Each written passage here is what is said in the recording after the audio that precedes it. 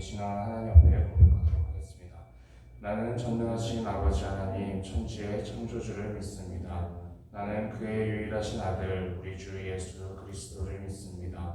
그는 성령으로 잉태되어 동정녀 마리아에게서 나시고 본디오 빌라도에게 고난을 받아 십자가에 못 박혀 죽으시고 장사된 지 사흘 만에 죽은 자 가운데서 다시 살아나셨으며 하늘에 오르시어 전능하신 아버지 하나님 우편에 앉아 계시다가 거기로부터 살아있는 자와 죽은 자를 심판하러 오십니다.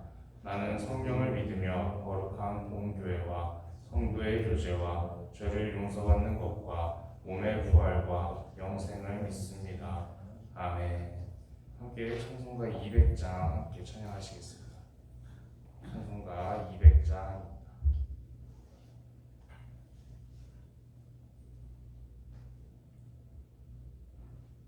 찬송가 200장 함께 찬양하시겠습니다. 달고 묘한 그 말씀 생명의 말씀은 귀한 그 말씀 진실로 생명의 말씀이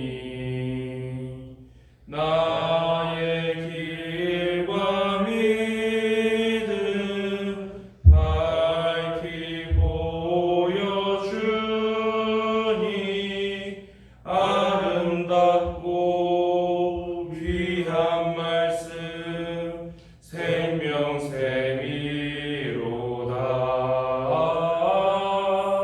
아름답고 귀한 말씀 생명샘이로다.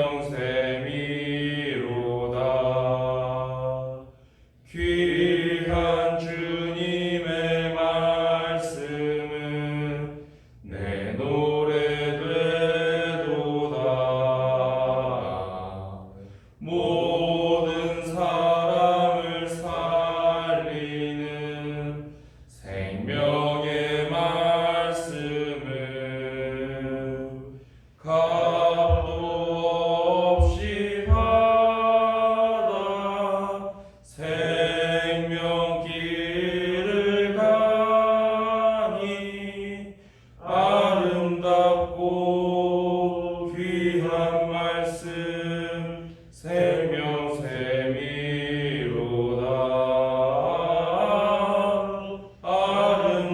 아름답고 귀한 말씀 생명샘이로다. 널리 울리어 퍼지는 생명의 말씀은 만의 용서와 평안을 골고루 주나니 다만 예수 말씀 듣고 복을 받네. 아름답고 귀한 말씀 생명샘이로다.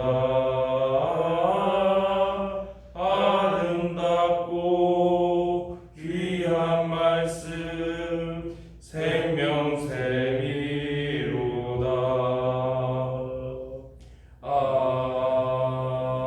아멘. 이 시간 함께 나눌 말씀은 마태복음 4장 12절에서 17절까지의 말씀입니다.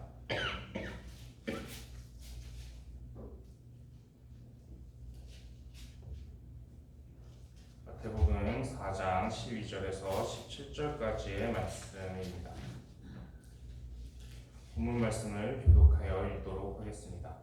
예수께서 요한이 잡혔음을 들으시고 갈릴리로 물러가셨다가 나사렛과 스불론과 납달리 시온 이근에 있는 가버나움에 가서 사시니 이는 선지자 이사야를 통하여 하신 말씀을 이루려 하심이라. 일러스되 스불론과 납달리 땅과 그동안 속한 대형길과 이방의 갈릴리여 그간에 앉은 백성이 큰 빛을 보았고 사망의 땅과 그늘에 앉은 자들에게 빛이 빛이었도다 하였느니라. 이때부터 예수께서 비로소 전파하여 이르시되 회개하라 천국이 가까이 하느니라 하시더라. 아멘. 오늘 우리가 함께 나눌 이 본문 말씀의 이 상황은 어떤 상황이냐면 이 세례 요한이 이 궁정에 그 당시에 궁정에 있었던 헤롯 왕에 대해서 스캔들이 있었습니다. 이 헤롯 왕이 헤롯 안디바라는 왕이 있었는데 이 동생인 헤롯 빌립의 아내를 이제 아내로 취하게 되는 그런 스캔들이 이제 있어가지고 그것에 대해서 이제 비판을 하다가 이제 잡히게 된 그런 상황이 벌어졌습니다. 그래서 이제 이 세례 요한이 감옥에 갇히는 그런 상황이 벌어지게 되었는데 그 소식을 들으시고 이제 예수님께서는 갈릴리로 다시 한번 물러가셨다라는 말씀이 나오게 됩니다. 이 갈릴리는 예수님이 태어나신 이 나사렛 땅도 예수님이 거하셨던 이 나사렛 땅도 갈릴리 지역인데 이 지역이 거의 이제 예수님께서 사역하시는 주 무대로 이제 사용이 되었습니다. 예수님의 그 온 생애가 이제 하나님의 말씀을 성취하시는 인생을 사셨는데 이 갈릴리로 가신 이 행위 역시 하나님의 말씀, 이사야서의 말씀을 성취하기 위한 이런 행위였다라는 것이 오늘 본문 말씀에 나타나 있습니다. 어떤 말씀이냐면 이제 스불론과 납달리 지역에 이제 이방의 갈릴리에 빛이 비출 것이다. 이방의 갈릴리라고 불려지는 그 스불론과 납달리 땅에 이 큰 빛이 이제 비치게 될 것이다라는 그 이사야서의 말씀을 예수님께서 이 행위를 통해서 성취하셨다라는 그 사건의 의미가 이 본문 말씀 속에 담겨 있습니다. 그렇다면 오늘 우리가 이 갈릴리라는 지역에 대해서 함께 조금 말씀을 나누고자 하는데 이 갈릴리가 왜 이방의 갈릴리라고 불려지는가? 지금 우리가 말씀을 나눈 것처럼 스불론 땅과 납달리 땅은 분명히 이스라엘의 영토입니다. 그런데 원래 이스라엘 지역임에도 불구하고 이 갈릴리라는 지역이 이방의 갈릴리라고 불려지고 있다라는 것입니다. 왜 그렇게 불려지게 되었을까? 그것을 나누자면 이제 갈릴리에 대한 일화 하나를 구약에 있는 일화 하나를 함께 나누고자 합니다. 이 솔로몬 시대 때 있었던 일인데 이 솔로몬 시대 때 그 성전을 건축하고 또 솔로몬의 궁전을 건축하기 위해서 이 두로 왕 히람이라는 사람이 이제 솔로몬에게 많은 이 건축 자재들이라던가 이런 것들을 공급해주는 그런 일들을 하게 됩니다. 그리고 그것에 대한 보상으로 이제 솔로몬이 이 갈릴리 북부 쪽에 있는 성읍 20개를 메어주게 되는 그런 모습을 보게 됩니다. 그런데 이것은 원래 하면 안 되는 행위였습니다. 왜냐하면 땅은 하나님께 속한 것이기 때문에 이스라엘 사람이라면 더군다나 이스라엘의 왕이라면 이렇게 이방 나라에게 함부로 하나님께서 약속해 주셨던 이 언약의 땅인 이 이스라엘 영토를 임의로 이렇게 주는 것은 잘못된 행동이라는 것입니다. 그런데 이제 임의로 이제 그냥 자기 마음대로 보상이라고 줘버렸던 땅입니다. 그런데 이 히람이라는 사람이 자신이 받았던 그 땅을 둘러보고는 이제 마음에 들지 않아서 가불 땅이라고 부르게 됩니다. 쓸모없는 땅이라는 뜻입니다. 그 정도로 이제 별로 가치가 없어가지고 어떻게 하냐면 솔로몬에게 다시 돌려줍니다. 그럴 정도로 이제 솔로몬도 별 볼 일 없는 땅이니까 이렇게 그냥 다른 나라 왕한테 주기도 하고 그걸 받았던 이 히람이라는 두로 왕도 받고 싶지 않으니까 다시 돌려주게 되는 솔로몬에게 돌려주게 되었던 그 정도로 무시당하던 땅이 바로 이 갈릴리 쪽에 있던 영토라는 것입니다. 그리고 이제 두 번째는 신약에 있었던 일화 하나를 함께 나누자면 이 빌립과 나다나엘이라는 제자들의 대화, 이 대화를 보게 되면 이제 빌립이 이제 나다나엘이라는 사람에게 자기가 메시아를 만났다면서 이제 함께 가서 보자고 이제 얘기를 했을 때 그때 나다나엘이 대답하기를 이제 나사렛에서 무슨 선한 것이 날 수 있겠느냐 그 정도로 이제 나사렛을 무시하는 그런 발언을 하게 되는데 이 나사렛도 역시 갈릴리 지역입니다. 이렇게 갈릴리가 무시당하는 이유는 무엇이냐면 이방의 갈릴리다 그렇게 불려지는 이유는 이스라엘이 처음에 여호수아 시대 때 가나안 땅을 정복한 후에도 여기에 이제 여전히 가나안 족속들이 남아서 계속 이방인들이 함께 살고 있었습니다. 그러고 나서 이제 이 지리적인 특성상 이제 외국에서 만약에 공격을 하거나 이렇게 되면 가장 먼저 공격받을 만한 그런 위치에 있었습니다. 그래서 이제 뭐 아수르라던가 이런 나라들이 공격해 올 때도 가장 먼저 침략을 당하고 가장 먼저 끌려가고 이방인들이 먼저 와서 이렇게 같이 정착하고 살아가게 되고 이런 일들이 있었기 때문에 혼혈도 많이 발생을 하게 되고 이방의 문화라던가 이런 것들이 아주 많이 유입되어 있는 지역이 바로 이 갈릴리라서 이미 유대 그 구약 당시에서도 이사야 때도 이방의 갈릴리라고 불릴 정도로 이제 유대인들은 갈릴리를 이방 땅처럼 취급하고 무시하는 그런 영토였습니다. 분명히 이스라엘의 땅이었지만 이방인과 같이 이방 땅과 같이 그렇게 여겨지던 그런 무대가 갈릴리인데 예수님께서 사역하셨던 주 무대가 바로 이 갈릴리가 되게 됩니다. 이렇게 이제 전통적으로 무시당하던 갈릴리 땅에서 예수님은 주로 사역을 진행을 하셨습니다. 그리고 부활하신 후에 제자들을 만나신 장소 역시 이 갈릴리입니다. 그렇다면 왜 예수님께서는 이 유대 땅에 이 중앙 성소가 있는 이 예루살렘에서 활동을 주로 하지 않으시고 왜 이방 땅처럼 여겨지던 갈릴리에서 이렇게 사역을 하셨을까요? 그 이유는 예루살렘의 영적인 부패 때문입니다. 우리가 알고 있듯이 예수님은 예루살렘에서 버려지게 되시고 그리고 예루살렘 성벽 밖에 있는 골고다 언덕에서 이제 십자가에 못 박혀 죽으시는 것을 우리가 생각해 보았으면 합니다. 영적인 중심지여야 할 예루살렘이 부패하니까 이제 이방 땅처럼 여겨지고 변방처럼 이렇게 여겨지던 중요하지 않은 지역이라고 소외되고 무시당하던 그 갈릴리를 예수님께서 거의 사역의 4분의 3 정도를 여기서 보내실 정도로 사역의 중심지로 사용하시는 하나님의 일하심을 우리가 볼 수가 있습니다. 이 모습을 통해서 우리가 굉장히 중요한 메시지를 하나 얻게 되는데 그것이 무엇이냐면 원래 예루살렘이 예루살렘다웠더라면 그렇다면 예수님께서는 분명히 예루살렘에서 사역을 중점적으로 하셨겠죠. 그런데 우리가 알고 있듯이 예루살렘에서 핍박이 일어나게 되고 또 예수님께서 십자가에 못 박혀 죽으시는 일이 일어났던 것처럼 중심의 역할을 해야 할 그 예루살렘이 중심의 역할을 하지 못하니까 하나님께서 다른 곳을 갈릴리를 중점적으로 사용하시는 것을 우리가 볼 수가 있습니다. 예루살렘이 원래는 이 역할을 했어야 했겠죠. 그런데 예루살렘이 영적인 중심지의 역할을 하지 못하니까 하나님께서는 이방 땅처럼 여겨지던 갈릴리를 사용하셨습니다.